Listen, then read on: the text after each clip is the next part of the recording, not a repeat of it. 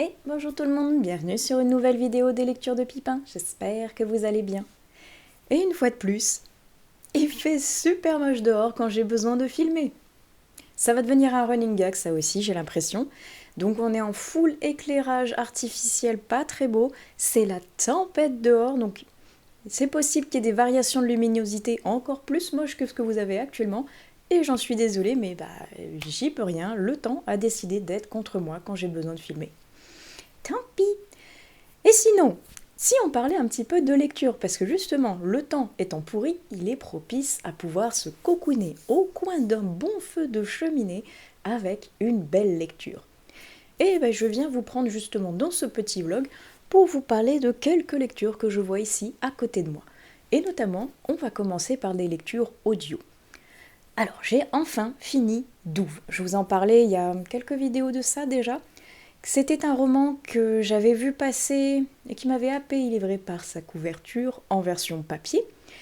Et je le voyais passer à chaque fois, et à chaque fois, je n'allais pas vers lui parce que j'avais d'autres choses qui me faisaient plus envie sur le moment. Et accessoirement, je crois que c'est une trilogie, et je m'étais dit, bon, je vais peut-être pas me lancer dans une énième saga alors que j'en ai plein derrière moi qu'il faut que je lise.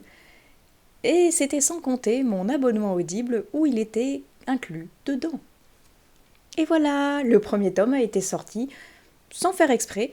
J'ai cru voir le deuxième tome qui était inclus également dans l'abonnement.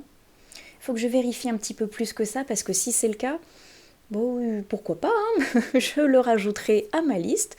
Et en tout cas, j'ai donc lu le premier tome. Et c'était fort sympathique.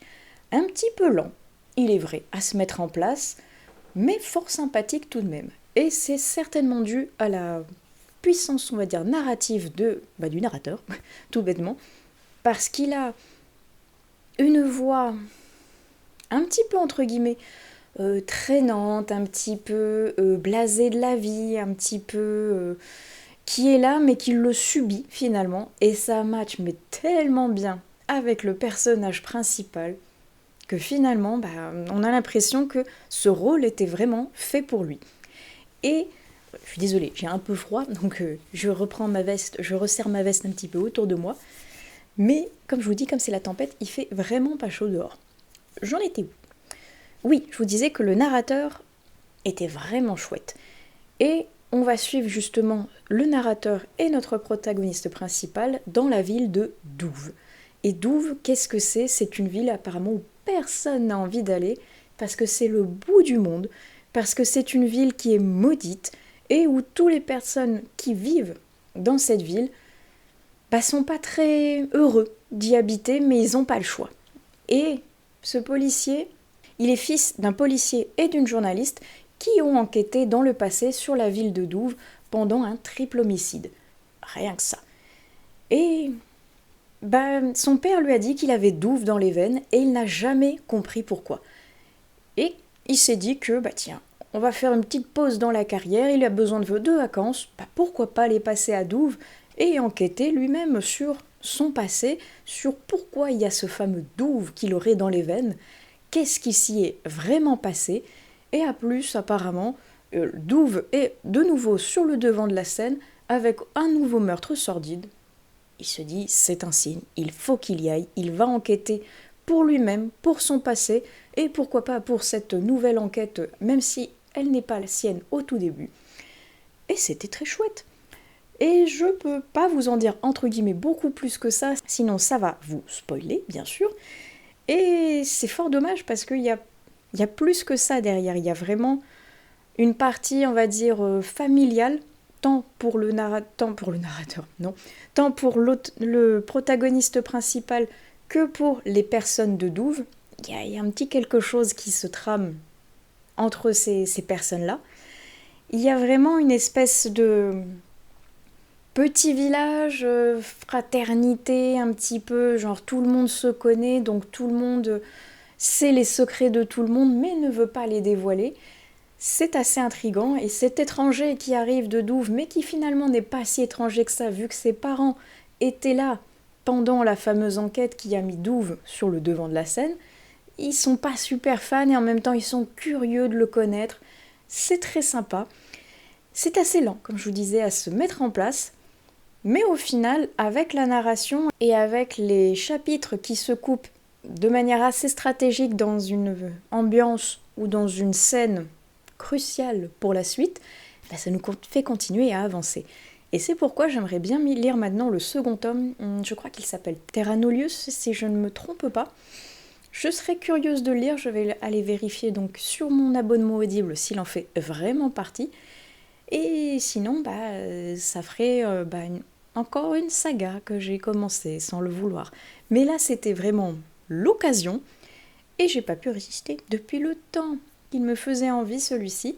Je ne suis pas déçue, même s'il n'était pas aussi fort que ce que j'aurais pensé, c'était quand même une bonne lecture. Et actuellement, je suis en train d'écouter Le Seigneur des Anneaux, Les Deux Tours, le second tome là aussi d'une trilogie, mais là c'est une trilogie que j'avais déjà lue en version papier, vue également en adaptation de film, et je n'avais encore jamais testé la version audio. C'est chose faite depuis que j'ai écouté le premier tome il y a quelques années, et ça déjà maintenant. J'en suis au second, qui fait partie en plus de mon Blossom. Je me suis dit que cela était l'occasion de continuer ma saga, et après, pourquoi pas continuer avec les autres écrits de Tolkien en audio, parce que je crois qu'ils sont tous disponibles sur la plateforme. J'en suis arrivée après la bataille d'Isengard. Je ne vous en dis pas plus, parce que si vous ne connaissez pas Le Seigneur des Anneaux, j'ai pas envie de vous spoiler, même si j'ai fortement envie d'en discuter avec vous, parce que j'adore cette saga. Et en audio, le narrateur, il est génial.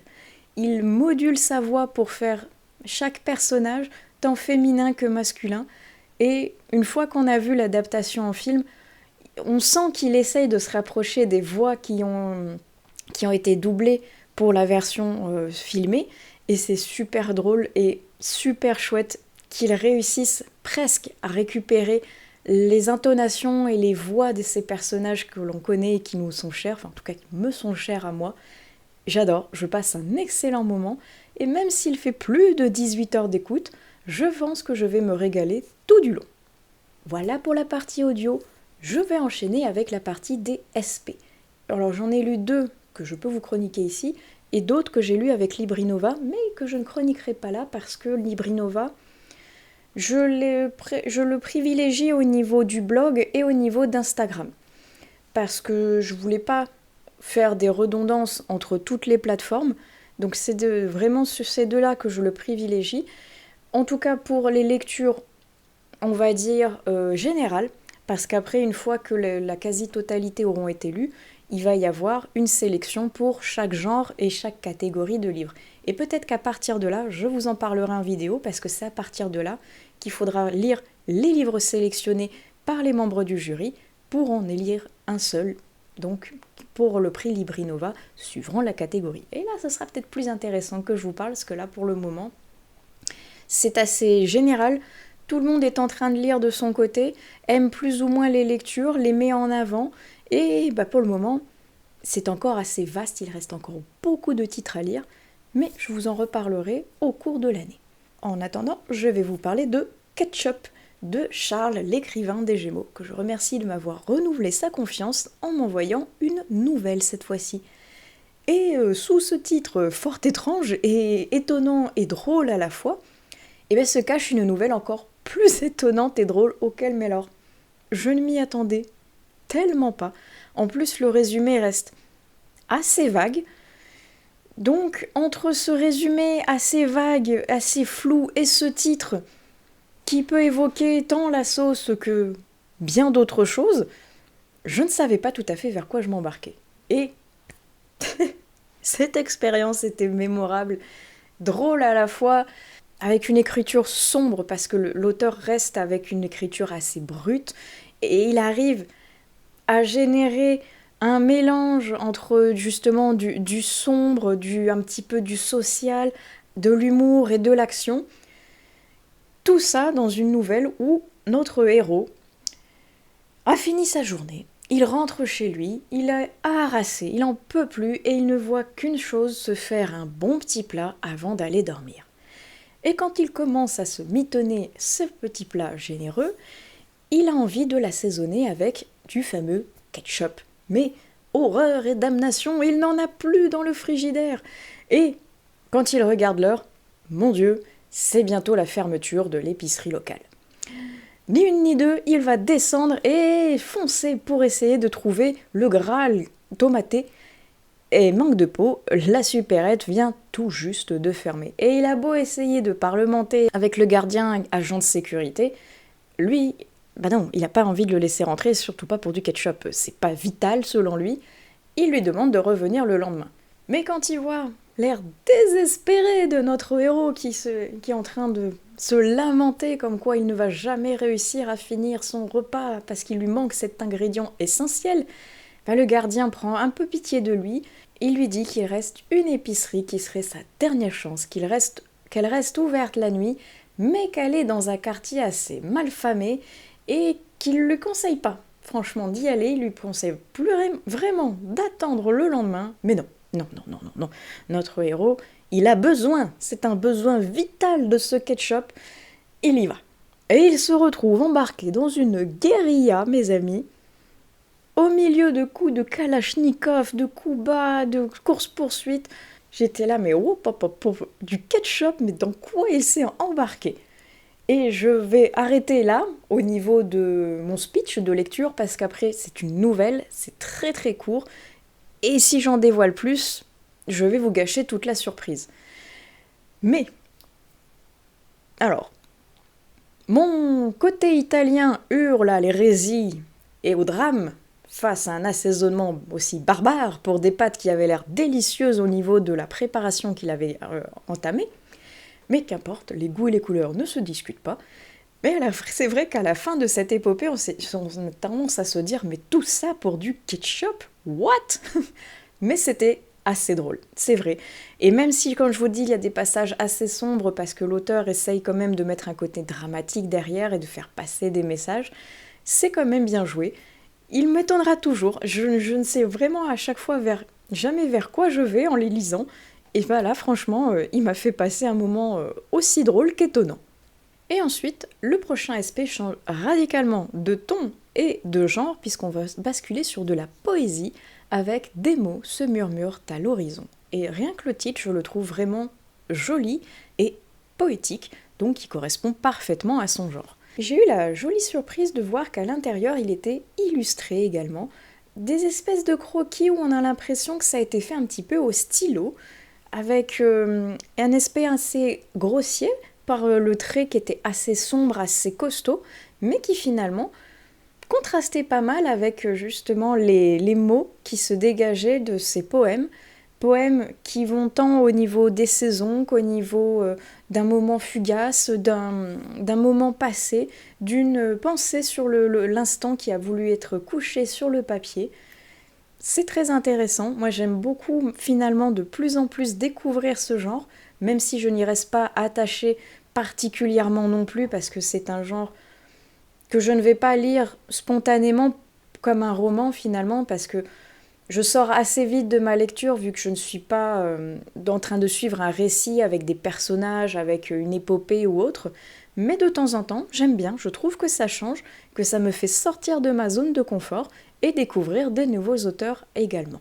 Et là, la plume était très belle, ça m'a fait passer un joli moment de détente et c'était très sympa de voir donc ces illustrations venir appuyer un petit peu le tout.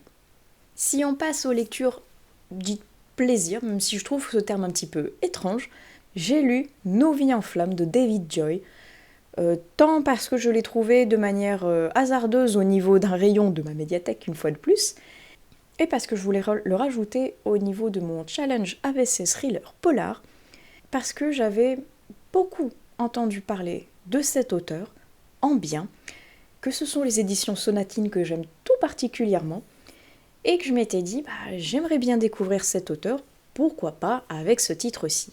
Oh, qu'est-ce que c'était chouette! Alors clairement, c'est pas une lecture qui va plaire à tout le monde parce qu'elle est excessivement sombre, mais oh, quel beau moment de lecture! Franchement, je me suis régalée. C'est très bizarre de dire ça parce qu'on est vraiment sur la noirceur et la déchéance, j'ai envie de dire, un petit peu de l'être humain, parce qu'on va suivre un père de famille qui en a bavé dans la vie et dont le fils est un drogué. Et il en peut plus de le voir comme ça. Il est autant énervé qu'il est triste. Il est triste parce que ça le désole de voir son enfant qui a sombré dans la déchéance et qui ne sait pas s'en sortir malgré plusieurs tentatives. Il retombe systématiquement dans la drogue et il est en colère aussi de voir ce qu'il est devenu et où est-ce qu'il en est rendu à voler, à mentir, à faire des basses besognes pour pouvoir avoir un tout petit peu d'argent pour se trouver sa dose. Il en a marre de cette drogue, de cette société, de cette ville qui est gangrénée par ces problèmes-là. Et quand il y a eu un événement, que je ne peux pas vous dire sans vous spoiler, donc vous le découvrirez, mais il y a eu un événement clé, crucial et dur qui va faire vriller ce personnage complètement et qui va dire « J'en ai marre, personne ne va agir, donc je vais le faire ». Et on va passer dans une espèce de vendetta personnelle qui est à la fois donc pour venger ses idéaux, faire sortir son fils donc de la drogue et essayer de nettoyer les rues de cette ville qui a même un panneau avec marqué « Tant de personnes sont mortes aujourd'hui d'overdose ». Il en peut plus de ça franchement. Et le lecteur il se dit « Waouh, franchement ça doit être vraiment difficile de vivre dans ces conditions et dans cette ville et de réussir à s'en sortir avec ces conditions-là.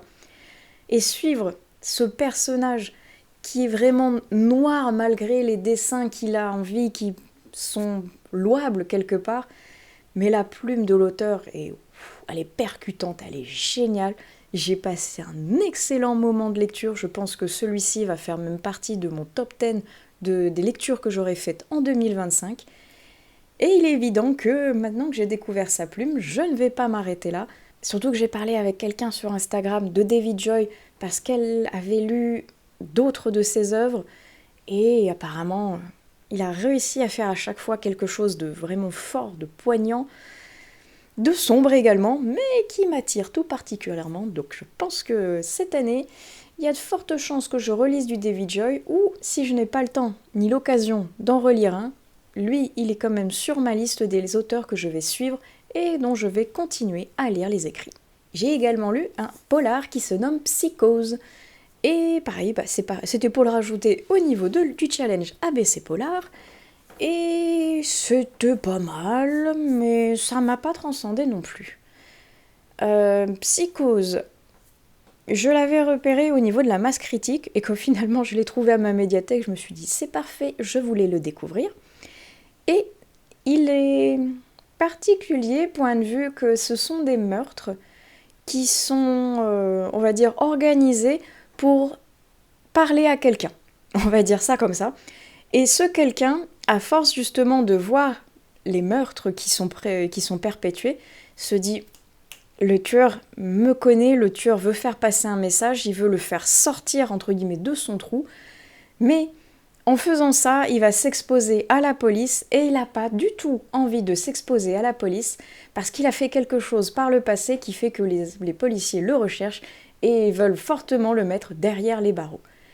Donc, est-ce qu'il va, entre guillemets, se livrer à la police, quitte à finir derrière les barreaux pour une ancienne affaire, mais en essayant de les aider pour celle-ci et éviter qu'il y ait d'autres meurtres ?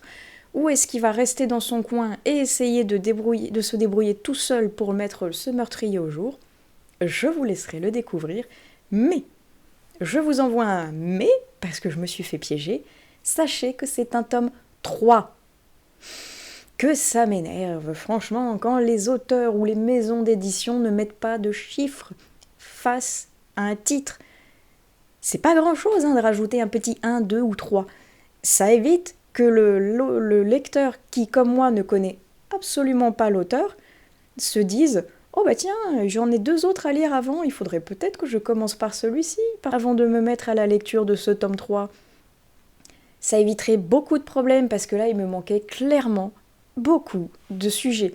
Et notamment, la fameuse affaire qui fait que le personnage n'a pas envie de se livrer à la police. Et franchement, c'est un truc clé qui déclenche beaucoup de choses au niveau de ce tome 3 et qui me manquait, forcément.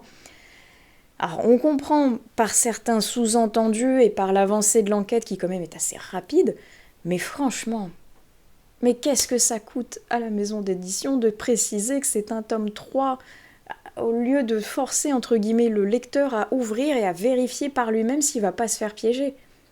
Je comprends pas ce qui se passe avec les polars, les thrillers, les romans policiers. Pourtant, même, vous voyez les Franck Tillier que j'ai derrière moi, c'est exactement la même chose. À aucun moment on sait que c'est un tome où on va retrouver Charcot et Hennebel et qu'il y en a 15 autres avant. Pareil, enfin, je vois ça pour tous au final. Je comprends pas. Pourquoi on marque pas le numéro? Est-ce que c'est voulu? Est-ce que c'est un code dans l'édition du policier? Racontez-moi tout, mais si vous êtes aussi frustré que moi, racontez-le moi aussi au niveau des commentaires, parce que franchement, évidemment que j'aurais commencé par le tome 1 et pas le tome 3 si j'avais su. Mais bon, c'était certes un petit peu à moi de vérifier, mais je vous avouerai que si je prends un roman, je vais regarder la couve, je vais regarder l'auteur, je vais regarder le résumé.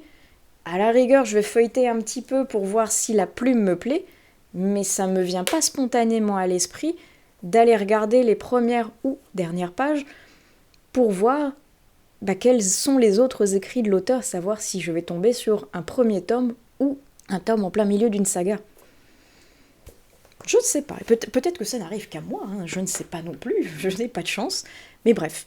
En tout cas, celui-ci, je l'ai lu, et j'ai moyennement apprécié.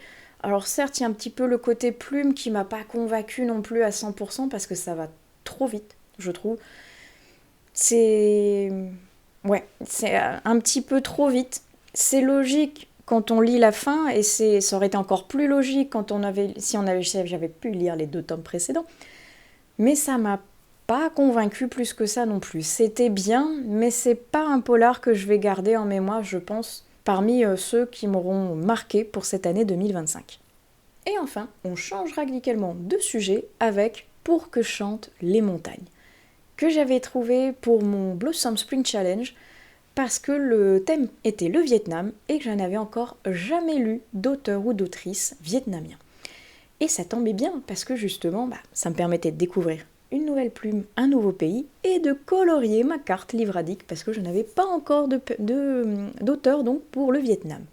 C'est chose faite, et j'ai pu découvrir plein de choses, tant au niveau de cette très jolie plume qui arrive à faire le gros mix entre la douceur et la dureté d'un pays en guerre finalement, où elle montre avec une élégance toute caractéristique d'une plume asiatique, et en même temps la dureté de cette histoire où cette grand-mère et cette petite fille essayent de survivre à la guerre du Vietnam, avec des parents qui sont partis dans la jungle pour essayer d'aider les rebelles, avec les bombardements constants qui sont sur eux, et ils essayent de survivre, ils essayent de comprendre, ils essayent de s'adapter. Et entre les Américains qui sont leurs ennemis, les Japonais qui se prétendent amis mais qui finalement vont essayer de profiter de la situation, et eux qui sont au milieu et qui, en tant que population, ne savent pas bien pourquoi il y a ça qui leur tombe dessus, c'était donc très intéressant de lire le point de vue du Vietnam et pas le point de vue américain pour une fois, et de voir justement de ces deux côtés qu'est-ce qui en a été pensé sur cette fameuse guerre. Et la plume est très belle, elle nous transporte, et en même temps, comme je vous dis, elle garde ce côté un petit peu dur et froid et distant, parce qu'on sent qu'elle n'a pas envie non plus de se rappeler. Elle veut faire une espèce de devoir de mémoire, mais oublier un petit peu ce pan du passé qui est assez douloureux pour son pays et son peuple finalement. Donc, très intéressant. Là aussi, j'ai vu que l'autrice avait fait d'autres romans qui ont l'air de tourner également autour de la guerre du Vietnam. Je pense que je vais me pencher dessus, parce que d'après ce que j'ai vu d'autres personnes qui ont lu justement son autre roman, ça a l'air pas mal du tout. Donc, autrice à suivre. Et ce livre sur le Vietnam me permet de faire la transition vers les graphiques que j'ai lus, notamment avec Song, qui était lui aussi pour le Blossom, parce que parlant du Vietnam. Et là, on est un peu entre le passé et le présent, justement entre une jeune fille qui a envie d'interroger sa mère qui a vécu la guerre du Vietnam, savoir qu'est-ce qui s'est passé comprendre ses origines, ses racines, et renouer un petit peu aussi avec sa mère parce qu'elles ont pris beaucoup de distance entre elles et elle a envie justement de se rapprocher d'elle par son histoire. C'était intéressant avec des jolies images, des belles colorisations et illustrations, mais je l'ai trouvé un petit peu plat malheureusement. Un peu lisse, pareil au niveau du dessin à certains moments, où on survole un petit peu un phénomène plutôt qu'en s'y attardant et en rentrant dans le vif du sujet. C'était assez survolé finalement avec des passages beaucoup plus dans le présent que dans le passé. Il y a une logique, mais c'est vrai que j'aurais voulu peut-être un petit peu plus, en connaître un peu plus au niveau de cette femme qui a vécu dans la jungle avec des reporters et avec sa famille, pareil en plein cœur de la guerre du Vietnam. J'aurais voulu un peu en savoir plus. C'est dommage, mais ça reste une très belle expérience et ça me permet donc d'aller un petit peu plus loin au niveau de ma connaissance du Vietnam. Et j'ai également lu un album jeunesse trop mignon qui s'appelle Fifistrelle. C'est l'histoire d'une petite chauve-souris, une pipistrelle, qui va raconter un petit peu sa vie et ses aventures avec un petit oiseau. Et c'est plusieurs petites histoires toutes mignonnes, entrecoupées comme ça entre des cases très très grandes parce que c'est vraiment pour un très très jeune public. Et du fait justement que ce soit pour un jeune public, il y a également des jeux à l'intérieur. Alors, soit des chiffres qu'on relie pour essayer de faire une forme à la fin, il y a des rébus, des labyrinthes, il peut même y avoir un jeu des différences entre deux images. C'est très mignon et je pense que ça doit être super intéressant et ludique de jouer avec son enfant avec ce thème qu'est la chauve-souris qui peut être un animal qui fait peur, notamment pour les plus petits, et c'est justement de leur apprendre que c'est un animal très doux, très mignon, qui est protégé là en plus au moins où j'habite, parce qu'on a une grande population de chauves-souris qui sont protégées et qui sont étudiées, et j'adore. Je trouve cet animal beaucoup trop mignon, et notamment les pipistrelles, elles sont toutes petites, elles sont adorables, donc évidemment que j'ai trouvé cet album beaucoup trop chou et que je l'ai beaucoup aimé. Et le dernier que je vais vous présenter, je l'ai terminé et il m'a fait beaucoup rire. J'ai passé un très agréable moment de lecture avec L'Imprincesse et le Croque-Monsieur de Deia Muniz et c'est publié chez Hachette dans la collection donc au roman graphique. Et je vous avouerai que c'est le titre qui m'a interpellée parce que j'étais mais quoi ? Une princesse et un croque-monsieur ? Qu'est-ce que ça raconte ? Et au final, on est sur une très jolie histoire d'une jeune femme qui s'appelle Lady Camembert, parce que oui, à l'intérieur, vraiment, chaque personnage et royaume ont un nom de fromage. C'est assez original et déroutant. Mais donc, Lady Camembert, c'est une jeune femme pleine de fougue qui a envie de courir, de faire plein de choses que normalement une jeune femme n'est pas censée faire parce qu'elle doit bien se tenir en société, voyez-vous. Et son père n'en peut plus d'elle, entre guillemets, et il cherche à tout prix à la marier. Sauf qu'elle, elle a un secret, c'est qu'elle aime les femmes. Et donc, se marier avec un homme pour faire plaisir à son père, ça ne va pas être possible du tout. Le problème, c'est que son père est très malade et qu'il sait qu'il arrive sur la fin. Et il a envie, parce qu'il sait que la fin arrive, il a envie de léguer tout ce qu'il a à sa fille. Le problème, c'est que une femme ne peut pas hériter dans le royaume des fromages. Donc la seule solution, c'est qu'elle puisse se marier à un homme et que là, elle puisse conserver l'héritage. Ou il se pourrait qu'elle se fasse passer pour un homme et que là, l'héritage puisse suivre. C'est évidemment cette solution qu'elle va choisir. Elle va se déguiser en homme, se travestir, se faire passer pour le comte Camembert et non plus pour Lady Camembert. Et elle va se rendre à la capitale pour essayer de tourner la page. Mais en se rendant là-bas, elle va tomber sur la princesse Brie, qui va être rayonnante, pétillante, solaire, drôle, et elle va tomber sous son charme. Mais tout comme les femmes n'ont pas le droit d'hériter, elles n'ont également pas le droit d'avoir des sentiments pour d'autres femmes. Et c'était très chouette. Franchement, oh là là là là. Déjà, le design est incroyable.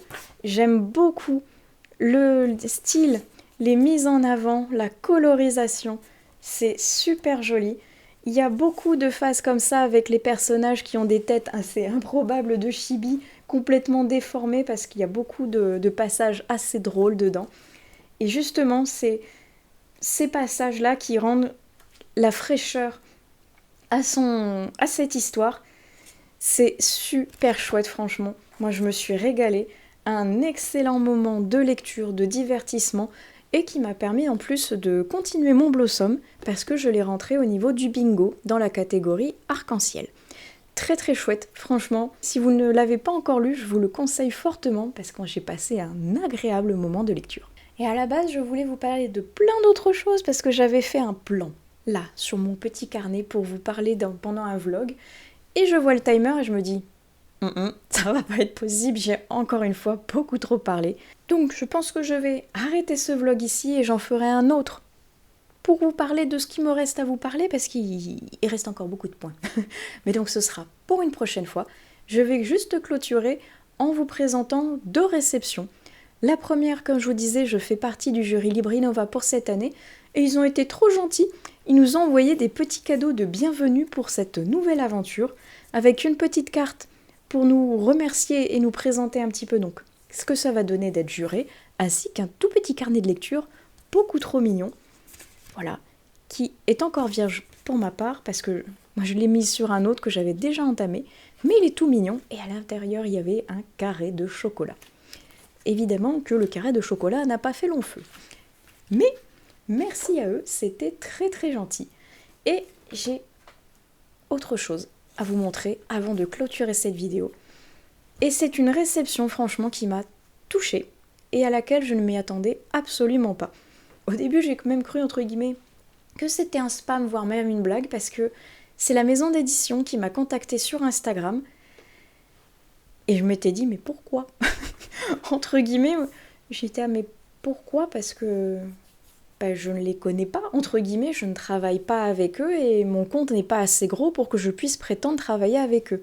Et ils m'ont dit, il y a une autrice qui va faire son entrée chez nous et qui a décidé de vous dédicacer son livre pour vous remercier parce que elle s'est rappelée que vous l'avez lu quand elle était auto-éditée. J'étais là, quoi ?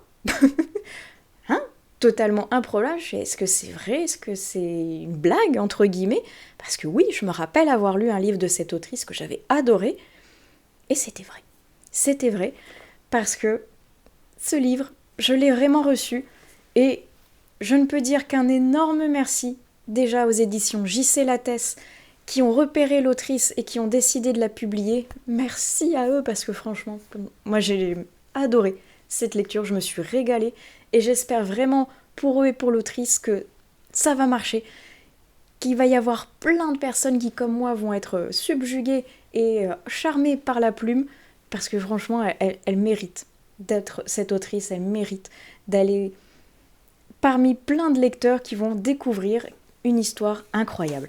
J'arrête de vous faire languir et je vous montre. Oh, Jardin nomade de Claire Elder, publié donc chez J.C. Lattès, avec le petit bandeau, il y a marqué « La nature est un piège dont on ne réchappe pas ». Et dessous, il y a cette très jolie couverture que j'adore. Et elle me l'a donc en effet dédicacée. Vous pouvez pas savoir à quel point j'ai été surprise et que ça m'a touchée. Parce qu'en plus, je venais de passer une journée pourrie plus. J'en pouvais plus, j'avais qu'une envie, c'était de rentrer chez moi et de me mettre en boule dans un coin qu'on me foute la paix. Et en rentrant, j'ai voyé justement mon petit clignotement sur Instagram, vous avez un message. Je dis, qu'est-ce que c'est ? Laissez-moi, je veux passer ma soirée en paix. Et quand j'ai vu ce message, le baume au cœur que ça m'a mis, vous pouvez pas savoir à quel point presque j'en aurais pleuré tellement j'étais contente, touchée, étonnée. Et merci J.C. Lattès, merci Claire Elder, franchement, pour cette délicate attention. J'espère vraiment que plein de personnes vont aller découvrir Jardin nomade. Foncez chez les éditions J.C. Lattès pour découvrir Jardin nomade parce que je vous assure que c'est une pépite et que c'est un excellent roman. Et je vous avoue aussi que depuis que je l'ai dans les mains, j'ai extrêmement, fortement, excessivement envie de le relire. Peut-être que je vais craquer, que je vais le relire parce qu'en plus, il serait parfait pour le Blossom avec cette magnifique couverture fleurie. Et j'ai adoré et j'ai envie de me replonger dedans. Donc, affaire à suivre, mais en tout cas, un énième merci à JC Lattès et un énième merci à l'autrice parce que franchement, vous m'avez comblé, je suis en joie. Et je vous invite également, vous, à découvrir Jardin Nomade. Et j'espère vraiment que si vous craquez sur ce titre et que vous le lisez, j'espère que vous passerez un aussi bon moment de lecture que moi parce que c'était génial. Et c'est sur cette belle réception que je vais clore ce vlog ici. J'espère qu'il vous aura plu. N'hésitez pas, comme d'habitude, à utiliser les commentaires pour qu'on en discute tous ensemble. Et sinon, je vous retrouve dans certainement le prochain vlog pour vous parler de tout ce que j'ai pas encore pu vous dire ici. Et donc, on se retrouve plus tard sur une nouvelle vidéo des lectures de Pipin. Allez, ciao!